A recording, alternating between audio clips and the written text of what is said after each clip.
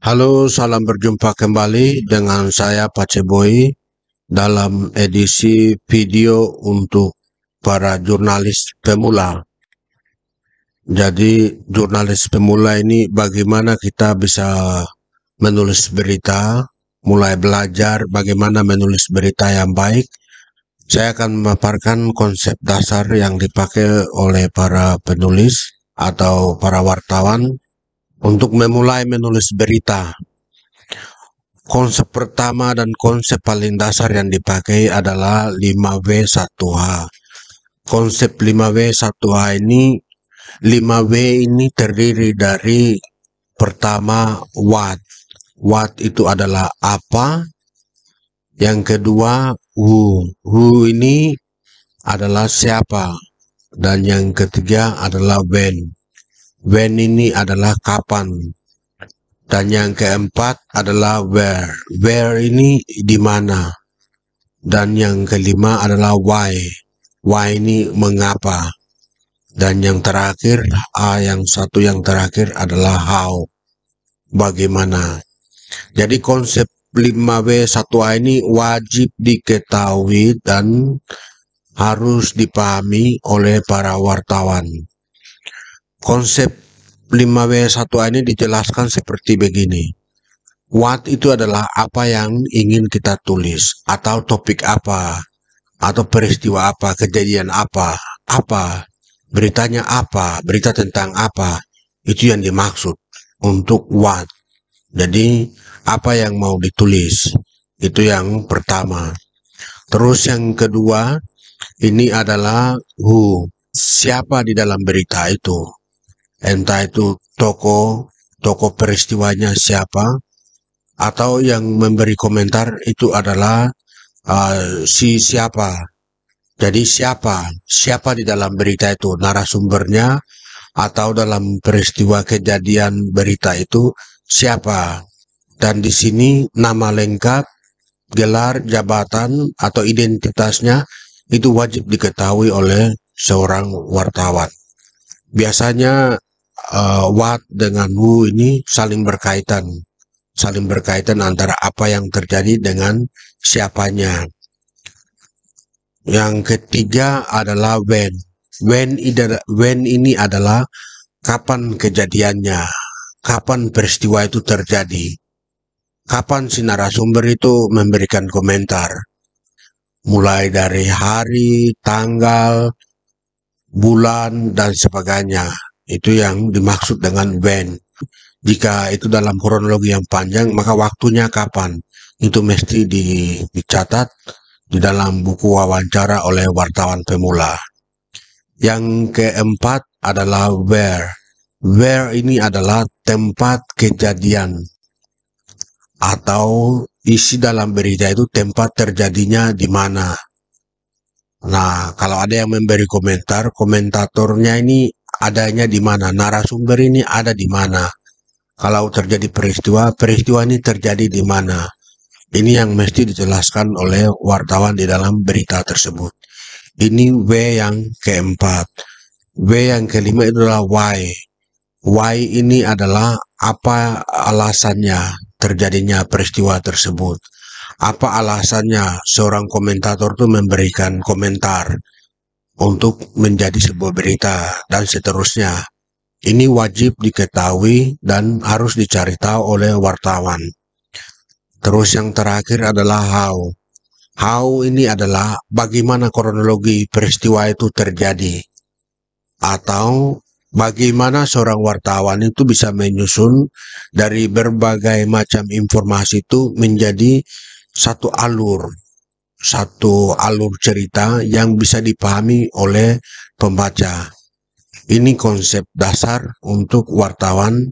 Semoga dengan video ini bisa terbantu bagaimana kronologinya dan disusun di dalam bentuk berita yang singkat, padat, dan jelas. Memuat minimal 6 poin informasi ini. Di lapangan itu seandainya saja seorang wartawan mendapat foto dengan alasan pada saat itu dia tidak ada di tempat. Maka dari foto yang dikirimkan oleh sumber lain ini, seorang wartawan dia bisa juga membuat sebuah berita berdasarkan foto ini. Nah, selanjutnya bagaimana? Selanjutnya, seorang wartawan tersebut dia punya tugas untuk mencari tahu informasi berdasarkan konsep 5W1A itu tadi. Contoh foto ini. Foto ini adalah sebuah foto yang dikirimkan oleh sumber lain kepada seorang wartawan dan dia harus mencari tahu. Yang pertama adalah ini foto apa? Ini foto apa? Yang kedua, siapa di dalam foto ini? Siapa di dalam foto ini? Terus yang ketiga adalah kapan terjadi foto ini? Kapan seremonial ini dilakukan di dalam foto ini? Nah, yang ketiga itu ini kejadian atau foto ini diambil di mana? Acara seremonial ini dilakukan di mana? Itu yang keempat. Terus yang kelima, itu wartawan dia harus cari tahu mengapa seremonial ini dilakukan, alasannya apa. Nah, dari informasi yang ini, bagaimana prosesinya ini dilakukan, itu juga harus dicari tahu oleh wartawan dan kemudian disusun menjadi sebuah berita. Itu pertama, jadi seorang wartawan bisa berdasarkan foto yang dia dapat. Terus yang kedua, itu berdasarkan jepretanmu sendiri di lingkungan atau ketika Anda dimanapun berada, itu bisa melakukan hal seperti ini. Anda jepret, habis itu dari foto itu Anda bisa bertanya, ini foto tentang apa? Siapa-siapa di dalam foto ini yang berkaitan? Waktunya kapan? Tempatnya di mana? Alasannya apa? Dan bagaimana? Nah, ini prinsip dasar, ini konsep dasar yang paling mendasar untuk menulis berita. Contoh dari foto yang ini, wartawannya menulisnya seperti ini. Sejumlah umat Hindu mencelupkan kaki dan benda-benda sakral ke air laut saat upacara melasti menjelang Hari Raya Nyepi tahun Saka 1936 di Pantai Purnama Gianyar, Bali, Jumat 28/3. Ritual melasti tersebut bermakna untuk penyucian diri dan alam agar Hari Raya Nyepi pada 31 Maret mendatang dapat dilaksanakan dengan hening. Yang pertama itu adalah konsep Wat. Nah, watnya ini ada di upacara melasti. Siapa-siapa orang di dalam foto ini? Orang di dalam foto ini adalah sejumlah umat Hindu. Nah, yang ketiga ini adalah waktu, when. Ini kapan? Pada saat menjelang Hari Raya tahun Saka 1930, itu yang pertama. Informasi yang kedua menyangkut dengan waktu adalah Jumat 28/3.